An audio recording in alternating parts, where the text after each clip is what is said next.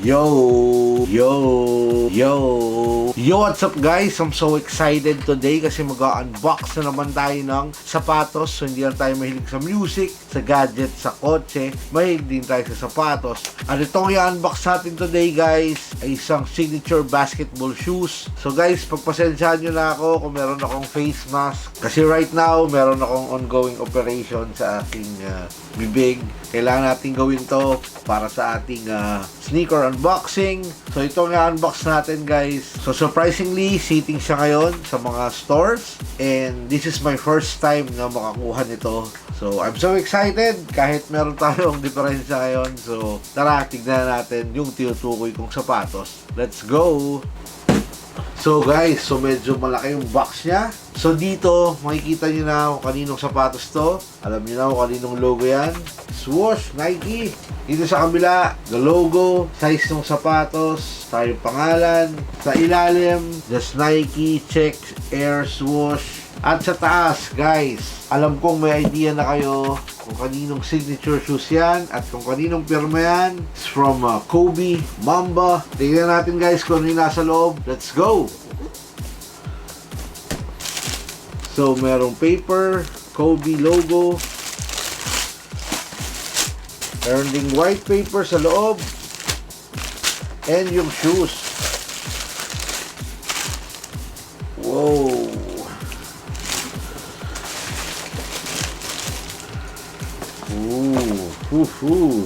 May hangtag. So guys, so this is the Nike Kobe 3 Pro Throw in Halo colorway. Look!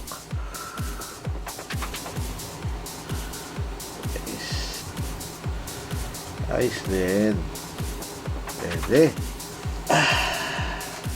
So guys, so ito yung ating latest cup, si Nike Kobe 3 Pro Throw in Halo colorway. So ang SRP niya guys is 11,495 pesos. So pag mga Halo colorway, laging all white. So sinasabi dati ni Vanessa Bryant, pag mga Halo is parang limited. Correct me if I'm wrong. And ito muna yung parang una nilang nilalabas. Then susundan to ng mga iba't ibang colorways. Like yung nangyari sa Kobe 8 na Halo, all white. Then nagsulputan na yung mga iba-ibang kulay ng Kobe 8. So nagkaroon din ng Kobe 9 Low na Halo din.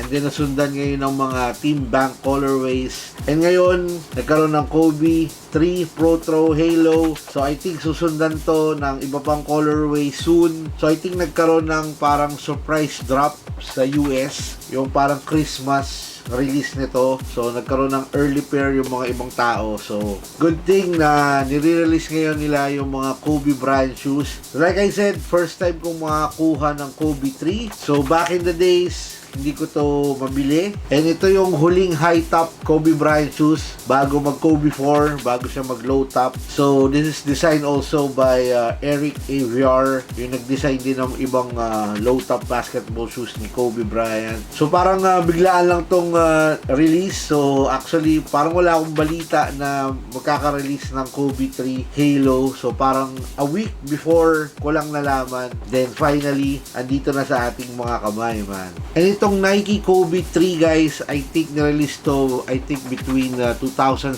to 2008 season. Correct me if I'm wrong. And sa Pro Throw, inspired daw tong sapatos na to sa basketball net, tsaka sa Diamond. Kasi ang pangalan ni Natalia is Natalia Diamante Bryant. So that time siguro si Natalia pa lang yung una niyang anak. So it's a high top and it feels nice on my feet nung sinukat ko siya. Feel ko para siyang Jordan 1 high na medyo malambot ng konti. And marami ring hindi nagagandahan dito sa sapatos na to kasi na-weirdoan sila dito sa design ng sapatos back in the days. Pero ngayon parang astig siya ngayong 2025. So I think i-release ng Nike ang Halo ng mga Kobe Bryant shoes. So abangan natin. Parang nakita ko sa isang video na parang kompleto na yung Halo from 1 to 11. And I think nagka-restock din nitong Mamba Day sa US. So dito sa atin, syempre, ito lang yung latest release ni Kobe. So sa US parang ni-restock yung mga ibang sapatos niya. Pero it's all good. And right now, nakita ko to sa store, sa Titan, sa Nike. Nike. So, this is the right time para makakuha ng Kobe 3, guys. So, kung i-rate ko tong sapatos na to, for me, it's 9 out of 10. Hindi ako mahilig sa mga white shoes. Gusto ko lang siya kasi Kobe 3. First time kong magkaka-Kobe 3. And yung colorway na sunod nito, like I said, yung parang sa Christmas pa ilalabas is cool din yung kulay. Pero alam ko dati may mga nakikita akong black and purple na Kobe 3s. So sana i-release din yun soon. Eh meron ako nakita na i-release din yung Kobe 3 low. So parang mas okay yun. So kayo ba guys, is this a cop or drop? Please leave a comment sa baba kung anong tingin nyo dito sa Nike Kobe 3 Pro Throw. Sa tingin nyo ba, dapat mo bang gumawa ang Nike ng mga Kobe 3s? So kung ako'y tatanungin, yes, pati yung low, gawa nila ng maraming colorways. At sinasabi nila, itong Kobe 3 Pro Throw na to is talagang Pro Throw yung nangyari dito. So marami pang i-release na Kobe Bryant shoes. And hopefully, sana makukuha tayo. So parang bigla-bigla na lang nagre-release ngayon ng sapatos. And ang dami ring nire-release ngayon na shoes na okay. Pero I think, one of the grails to, si Kobe 3 Pro Throw para sa akin. Finally, meron na rin akong Kobe 3, man. Ayos.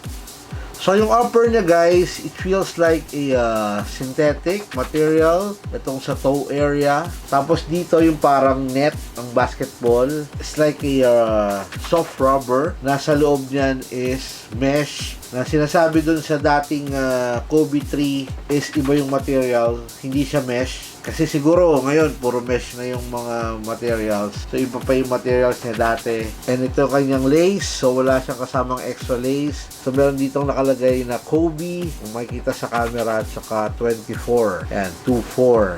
Then sa tongue niya, in-improve din nila yung tongue. So, meron ditong Kobe logo na color white. So, dati sa Kobe 3 is manipis yung tongue niya. So, ngayon, very well padded. And sa likod niya, guys, meron check. And dito sa likod, it feels like a soft leather na may mga logo ni Kobe Bryant. Man, Mamba.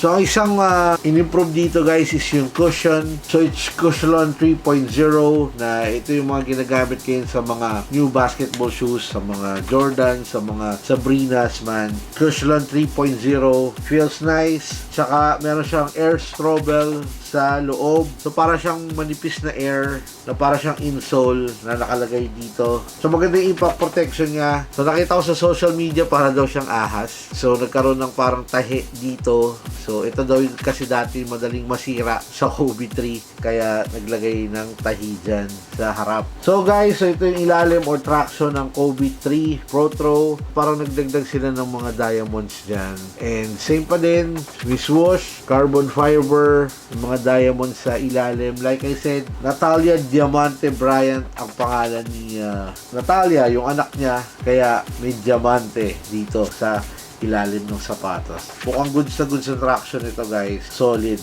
So, in terms of sizing, so kinuha ko siya on 10.5. So, madalas sa mga Kobe's, kumukuha ako ng size 11. So, sa Kobe 4, 5, 6, laging 11. So, sa Kobe 9 low, saka sa high, feel ko pwede ako sa 10.5. Kasi sa 11, medyo mahaba siya para sa akin ng konti.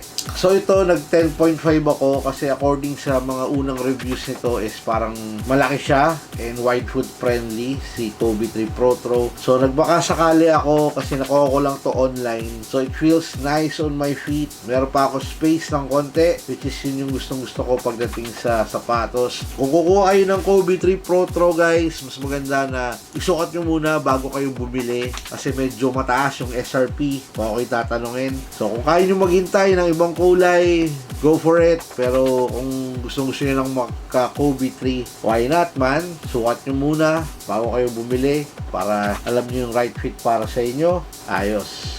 So guys, so maraming salamat sa isang quick look, quick unboxing dito sa ating Nike Kobe 3 Pro Throw Halo Colorway, isang solid na shoes mula sa Swoosh, Vanessa Bryant, Kobe. Sa lahat ng subscribers sa patuloy na nanonood at sumusuport dito sa ating channel, maraming salamat sa inyo, man. Salute! Like and subscribe kasi minsan namimigay tayo ng mga giveaway. And please follow me on Instagram for more updates and details sa ating mga videos, reels, stories, kung anong mga trip natin. So, sana kayo supportahan nyo ako sa aking mga social media accounts. Meron din nga pala akong Facebook account. Please like my Facebook page kasi nag-upload din ako doon ng mga videos, giveaways, stories, kung anong mga trip natin sa social media. And meron din tayong TikTok account. Naghahanap kayo ng bagong releases sa sapatos fresh from the mall. So nag-upload ako doon ng mga videos. Please follow me. And excited na akong gamitin to sa indoor court. So maraming salamat. And hanggang sa susunod na video. So peace. I'm signing out. Swoosh. Mamba mentality. Brap!